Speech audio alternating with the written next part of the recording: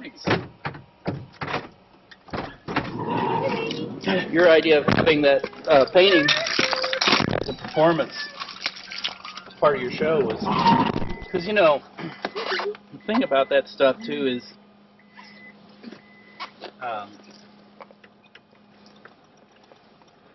This is a demonstration of what it really does is it gets the general public, again, involved in art. Yeah. And they get to kind of get a sense. I think there's a mystery to it, especially if people haven't done it. Like when we had the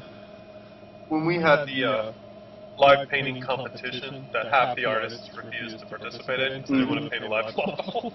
So ridiculous. Well, the painting, we had this guy Roger sit for the painting, and the artists did a really good job. They didn't have much time, and they did a really good job.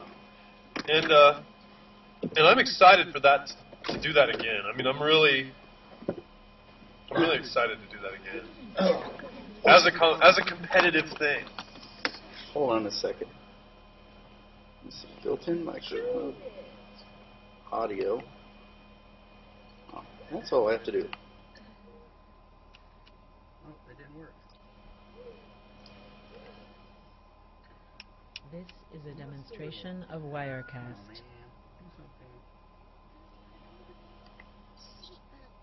No, it didn't work.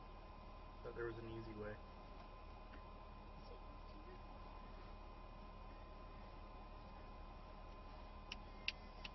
It's still there. Oh, that's why.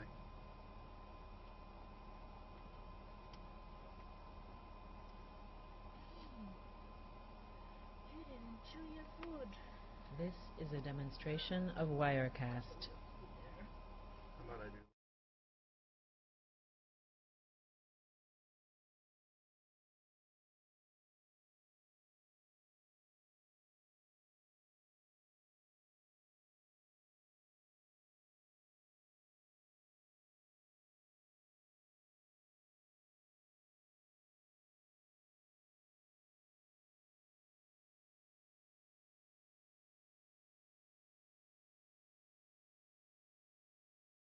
Of Wirecast.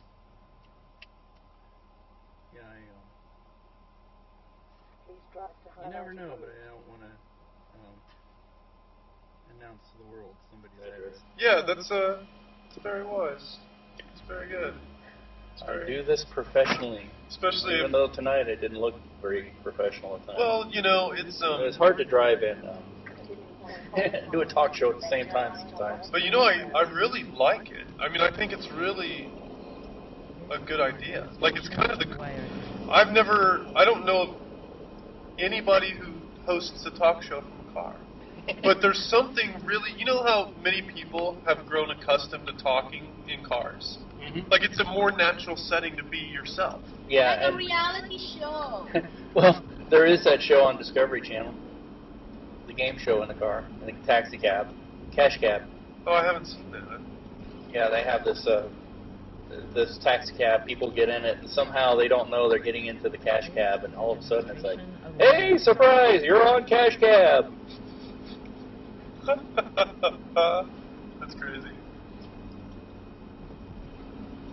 Well, I think you'd get a lot of people giving you a lot of data that they might not give you in a different setting. Yeah, well, because of this worked all the way through. It's archived and on the internet.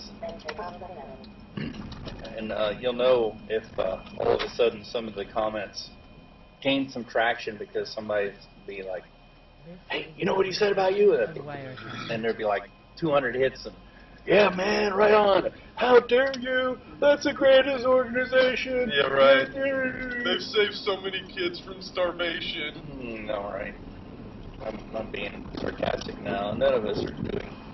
I mean, you know, all of us are of that third generation or later. You know, we have the free time. Right. It's not like where my wife is from, where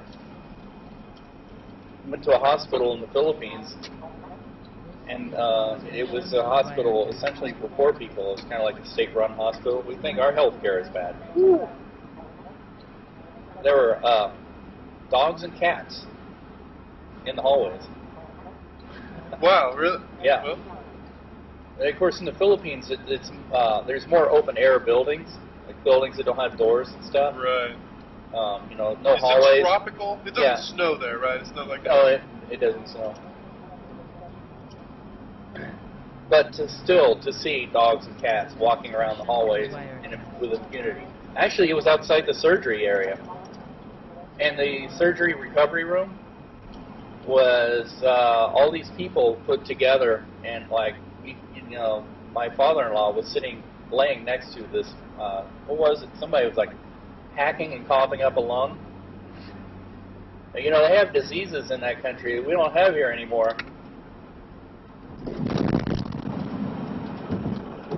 So yeah, it's we should always be thankful of what we have. I truly am appreciative.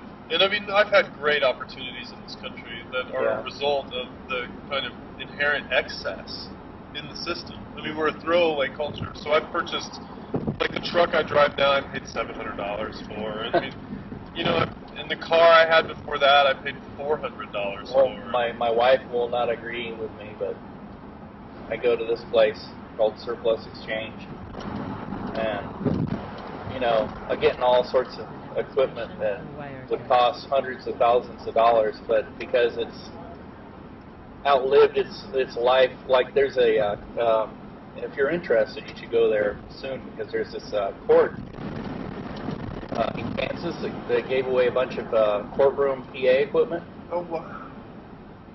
And I mean, I bought these line mixers for $5 a piece. Down at Surplus Exchange? Mm-hmm. Okay, I'm definitely going to go down there. Yep, there goes my bargains. Well, I won't. I mean, I'm just joking. I keep telling people, go on down there. And I want you to stop going there because yeah, I call it wife's enemy number 2. he's got something there and it's a junk. He doesn't use it. It just sits there and it's like cables and It's not junk, it's just surplus. I don't have any place for it anymore. we really are excited to just do it. So you guys do gardening? Oh, yeah. And I'm going to have less time for it now because I'm working so much, but what I'm doing is I'm naming the vacant lots parks. I'm calling them parks. And so I'm naming them after people I know who have a lot of time off. And so my idea is that they'll come hopefully and do some of the work. That's a good idea. Yeah, we'll see if it works. But yeah, so we're excited about being up here, and once we worked out the problems with the county, and hopefully that's gone away. Well, you know, it's 2 stories, but it's only considered 1 floor. So for tax purposes, it's only considered 1,000 square feet. But the basement's huge. I mean, like the basement, the ceilings are 9.5 feet tall. Wow. So it's really 2 stories, but we're only taxed as if it's 1. So that worked out well. It's really an So what was it before, Jeff? it was a residence. Yeah.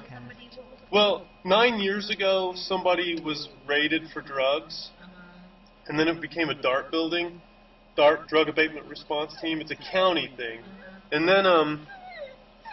then another person bought it in foreclosure, and he got a clean title.